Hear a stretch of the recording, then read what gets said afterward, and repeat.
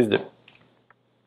Allô tout le monde! Allô! Bienvenue dans ma cuisine. Je suis accompagnée d'Emmanuel Comte, naturopathe. Merci d'accepter l'invitation de venir dans ma cuisine aujourd'hui. Merci à toi Valérie de m'accueillir dans ta cuisine pour partager ce bon moment avec toi. Merci. Puis Emmanuel est plus que naturopathe, un beau parcours de vie. Parle-moi-en un peu, là. Qu'est-ce que En fait, avant d'être naturopathe, j'ai travaillé dans la restauration. Je suis allé à l'école hôtelière et donc j'ai travaillé, j'ai appris à faire la cuisine, faire le service. Et donc, j'ai un instinct naturel pour la cuisine, disons que j'aime beaucoup ça. Puis je viens aussi d'une famille où on faisait la cuisine et puis on aimait bien manger. Donc, oui, parce que voilà. tu es originaire de France. Oui, tout à fait. Je suis originaire de la Bourgogne, donc Oui. une des régions viticoles aussi où on a du vin, mais aussi on Bon mange vin. bien, du bon vin et on Ouais. mange bien également. Voilà, donc Fait qu'on est très chanceux aujourd'hui parce qu'on a un cook qui est en plus connaissance au niveau des bienfaits des nutriments puis des aliments. Fait que j'ai demandé j'ai donné le feu vert, hein? Je t'ai donné quasiment, oui. Puis on Ben, mange cook, ici. disons que je suis amateur, là, je me considère pas Ben professionnel, mais j'ai quand même, c'est ça, j'ai des connaissances et puis j'essaie de les appliquer aussi dans les recommandations que je fais avec mes clients. Ben oui, Voilà. certainement. Puis aujourd'hui, on a la chance d'avoir des recommandations de ta part. Puis, D'accord. quelle recette qu'on fait aujourd'hui? Alors aujourd'hui, on va faire un chou braisé. C'est un chou rouge, c'est ça, qu'on a acheté, un chou bio. Ouais. Et puis on va le préparer, donc le trancher.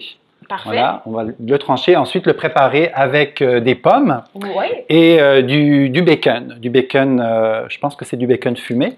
Bacon Voilà. fumé. En fait, bacon forêt noire. Forêt noire. J'ai Voilà. trippé sur forêt Ouais, noire. tout à fait. Oh, ça va changer de goût. Fait que bio, chez alors, Avril aussi, qu'on a été c'est ça. le chercher. Donc, on va préparer, c'est ça, un plat, c'est un plat d'hiver. C'est un plat réconfortant. C'est un chou braisé qu'on va faire donc à la cocotte avec ces ingrédients-là. Et puis, on va d'abord donc commencer à couper le chou. Ouais. Donc, j'y vais. Peut-être pour montrer un peu plus Voilà. qu'est-ce qui se passe. Je vais tasser ça. Yes! Bon, on a nos pommes. Donc, voilà. Regardez proche. Oui. Sans couper le fil. Et voilà. Donc, moi, souvent, je leur coupe encore en 4. Comme ça. Voilà. Puis il y a différentes façons en fait de le couper, là, mais on peut juste le couper comme ça, comme font les cuisiniers. Donc, voilà, comme ça, simplement. Si on n'est pas habile, on peut utiliser un robot culinaire avec la lame qui va, mais c'est quand même très facile. Donc, avec un bon couteau, tout petit peu de technique, on y arrive. Voilà. Puis la technique, là, souvent, c'est ça qui fait qu'on est même plus efficace. C'est ça, oui. On est plus efficace, moins découragé de couper un chou. Oui. Donc, vous voyez là, déjà, on en a une bonne quantité. C'est un petit voilà. peu de cette grosseur-là. Là. C'est ça. Yes! Dans le fond, on peut. Je sais pas si tu veux. En fait, je vais pas tout le faire parce que ça va faire quand même beaucoup, là. Okay. Ou je pourrais tout le faire aussi, comme tu veux. Puis on pourrait, j'imagine, utiliser du chou vert aussi. Oui, le chou rouge, c'est vrai que on en trouve beaucoup en ce moment dans les épiceries. Donc c'est un aliment de saison, donc pourquoi ne pas l'utiliser? Exact. On connaît la salade de choux également, salade de choux cru.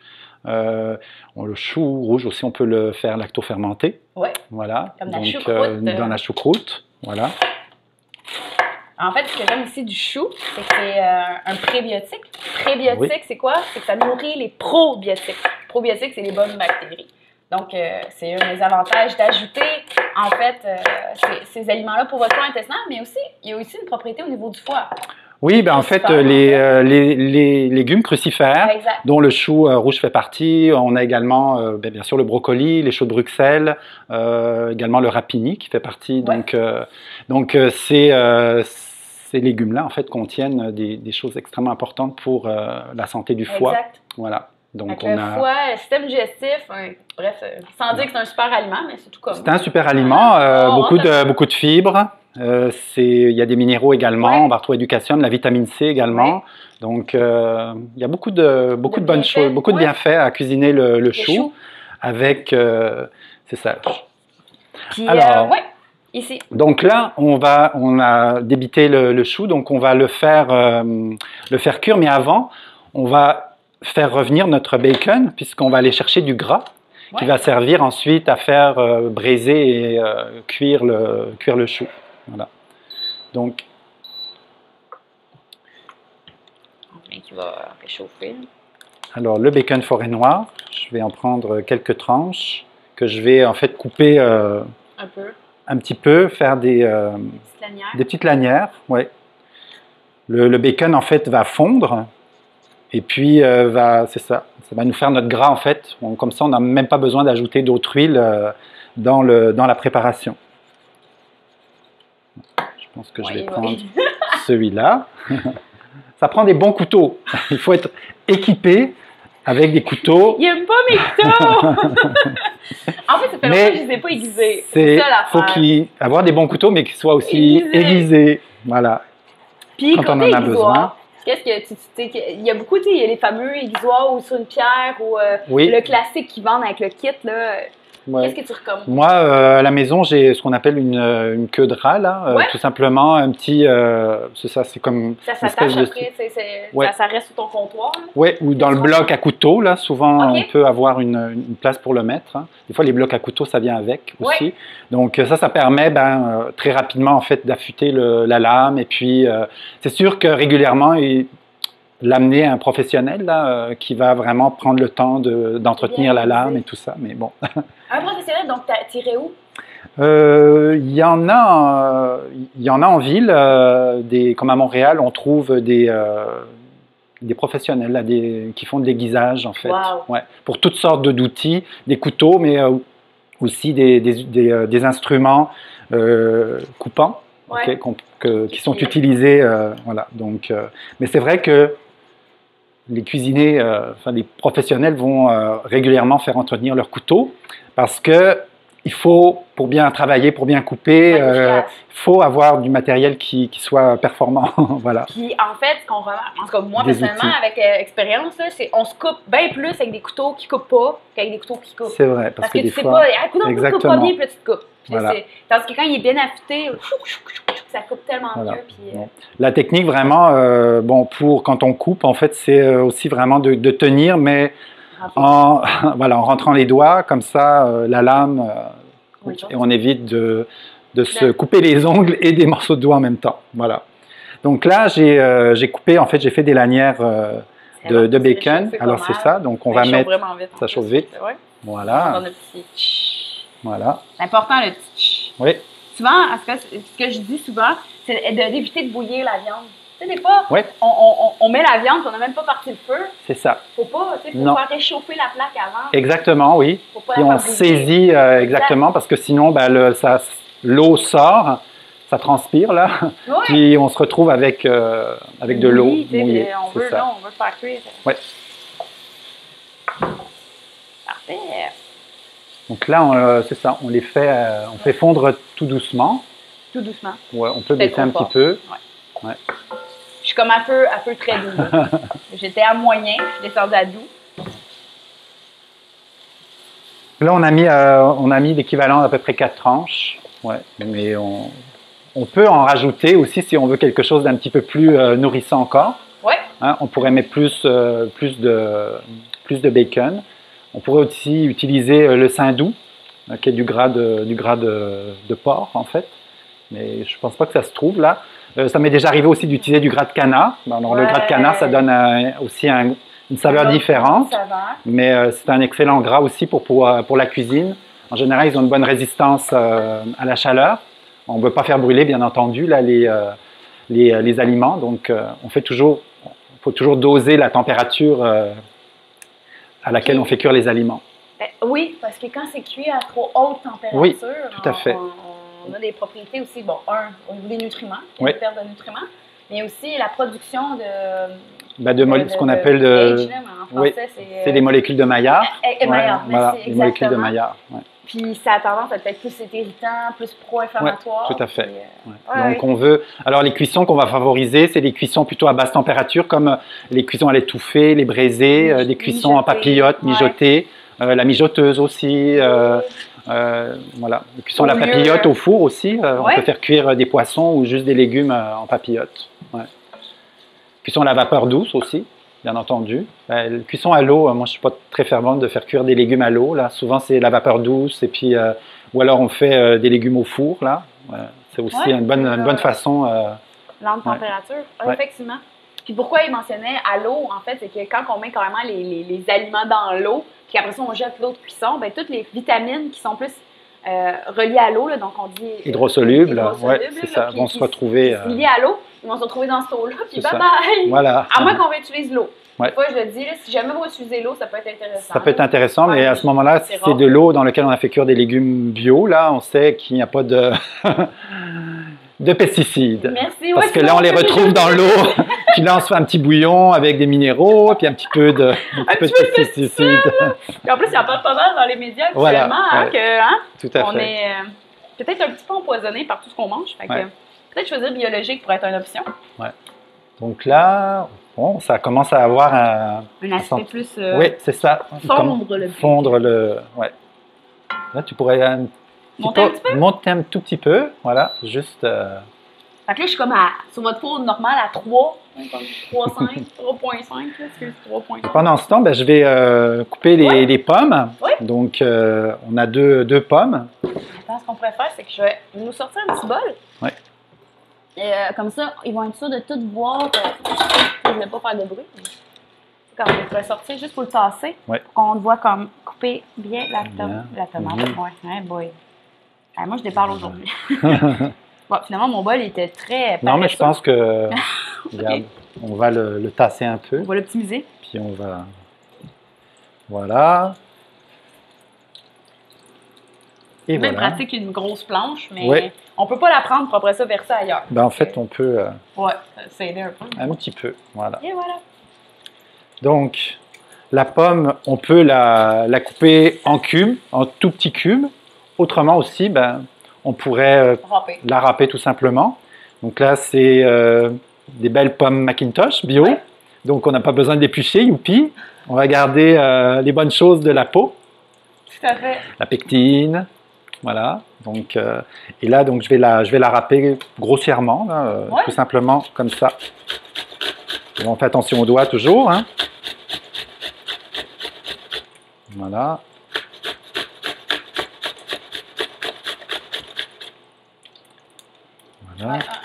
Mais tu sais, on aurait pu... Il y en a certains qui n'aiment peut-être pas la pomme Macintosh, quelque chose comme ça. On pourrait utiliser une autre pomme, mais c'est juste qu'elle a plus de jus. Oui, c'est juteux, puis c'est ça. Bon, c'est vraiment une affaire de goût personnel. Ça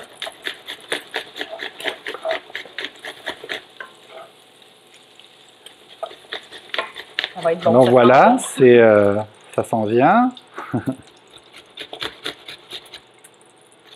Tu mets une ou deux pommes à ce moment-là? Peut-être tu vas mettre les deux pommes? On va mettre les deux pommes, oui. Voilà, pour la quantité de choux, là, oui, on peut mettre les deux pommes.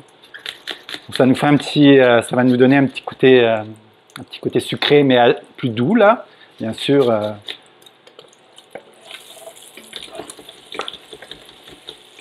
Ça, c'est ça. On peut le servir, en fait, comme plat d'accompagnement. Hein. Oui, exactement. Tout à fait, c'est un bon plat d'accompagnement avec un plat mijoté. Ça peut être avec du foie, par exemple. Vous allez avoir une vidéo de nous en cuisinant du foie, d'où la raison. Fait que vous pourrez combiner les deux recettes que vous allez pouvoir voir. Là.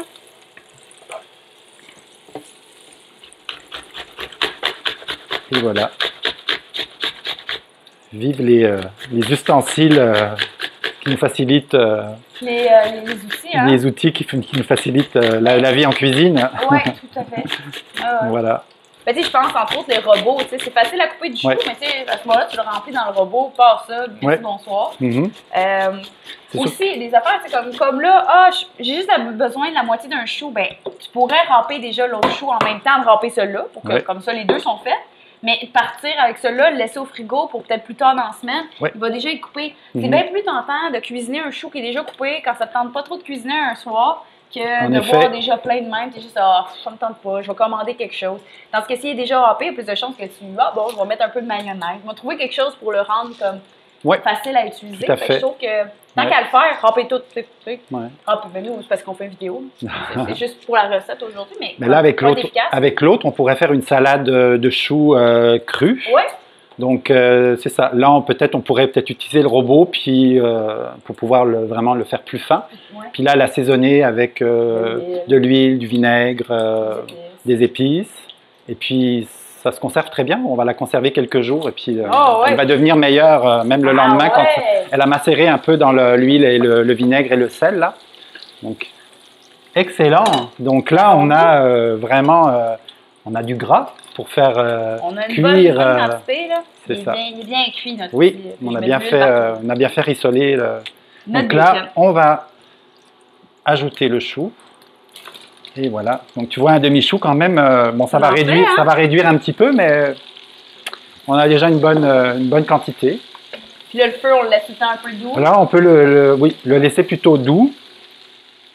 Et puis donc, à ce stade-là, on pourrait mettre un petit peu de sel et de poivre. OK. Voilà. Il devra qu'à arrêter, Monsieur Cook.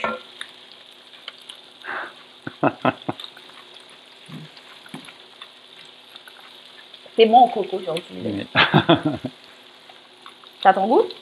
Encore plus? Excellent. Non, c'est bien. OK. Voilà, du sel. Fait que j'ai choisi le sel rose. Oui. L'Himalaya. Ouais. C'est bon? Parfait.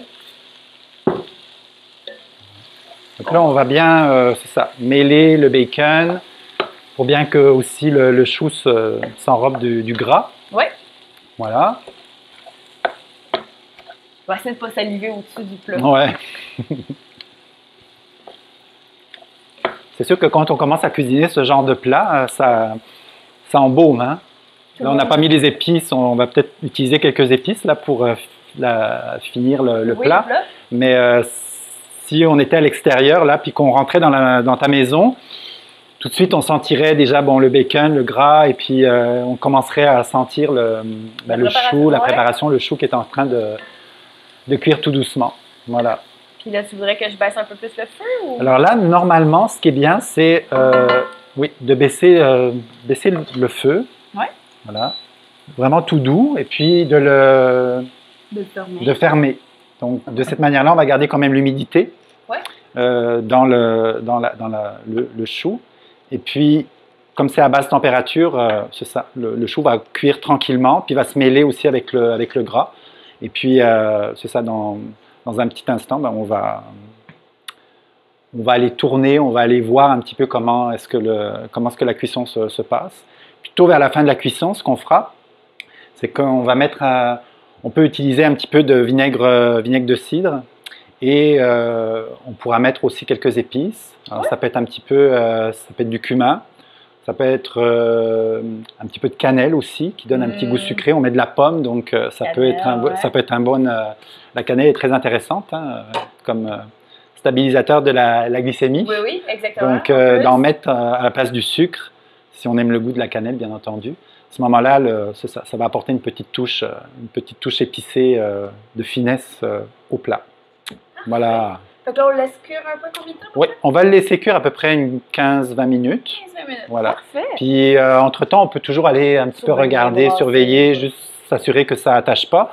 Normalement, ça ne devrait pas attacher puisqu'on est vraiment...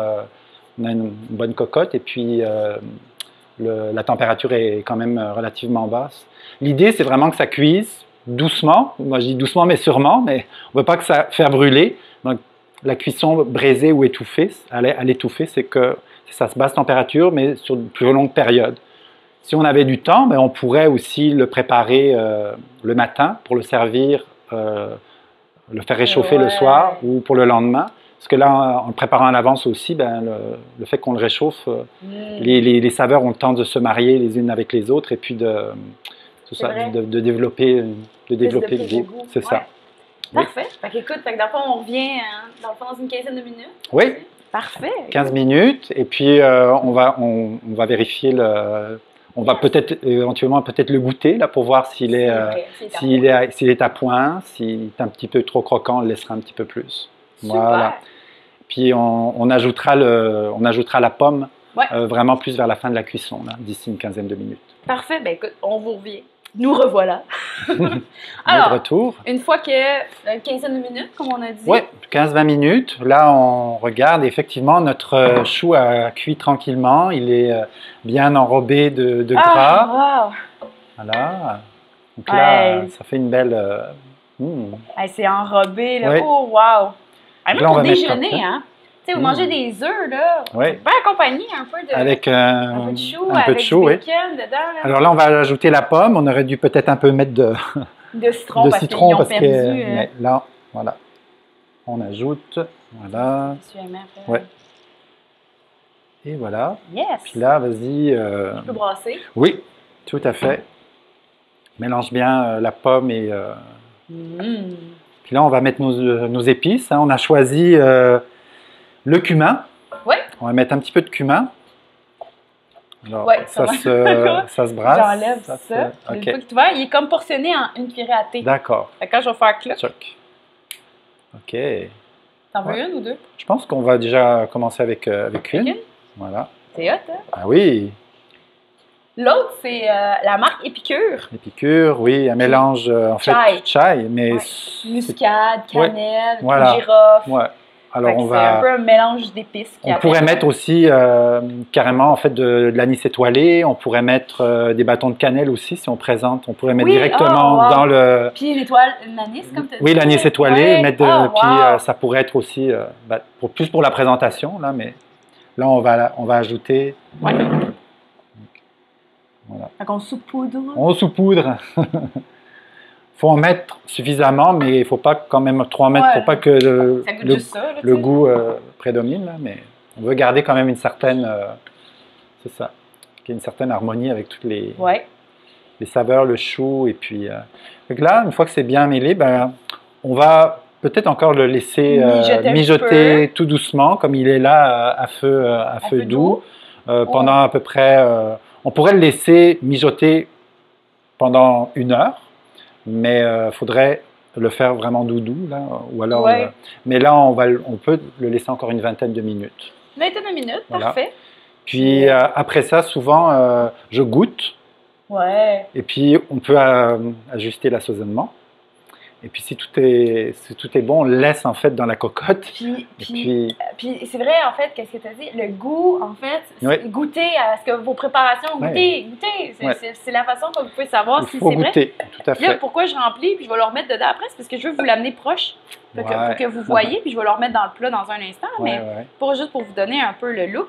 Malheureusement, on ne peut pas vous donner l'odeur, parce que ça sent tellement bon. Fait que je vais m'en venir, là. Juste vous faire voir là, un peu le résultat, là. Juste m'assurer qu'on voit bien, là. Fait que là, je suis pas du bon bord, mais... Une belle couleur. Vraiment belle couleur. Invitante, rouge. Puis on voit les morceaux de pommes dedans, là. Fait que... La pomme, Yeah. Merci. Voilà. Fait que, je vais remettre ça dans le plat parce qu'on va le faire mijoter. On va continuer, On va le faire mijoter.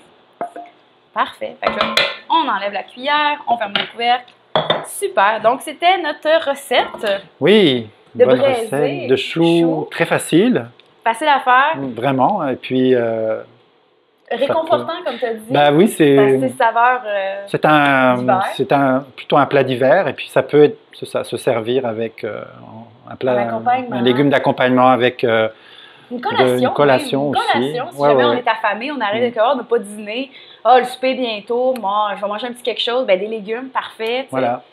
Ça pourrait être le déjeuner, quand j'ai avec les œufs, parce que ça mettrait de la saveur. Avec des œufs, oui, tout à fait. Oui. Avec de la volaille aussi, un morceau de volaille rôti. Tout à fait. Tout à fait. Il y a tellement d'opportunités. Donnez-nous vos impressions. Dites-nous ce que vous avez apprécié. Si vous l'avez essayé, mettez-nous des photos. On avait dit qu'on mettrait normalement une petite, un petit trait de vinaigre. Ça, on peut le mettre plus à la fin ou on peut le mettre maintenant et puis ça va se... On peut le mettre maintenant. Ouais. Alors, c'est un vinaigre de cidre bio. Oui, de Costco, pomme. hein? Ouais. Mais il est un peu gros. De bonne qualité. Ouais. Donc, là, je vais y aller doucement.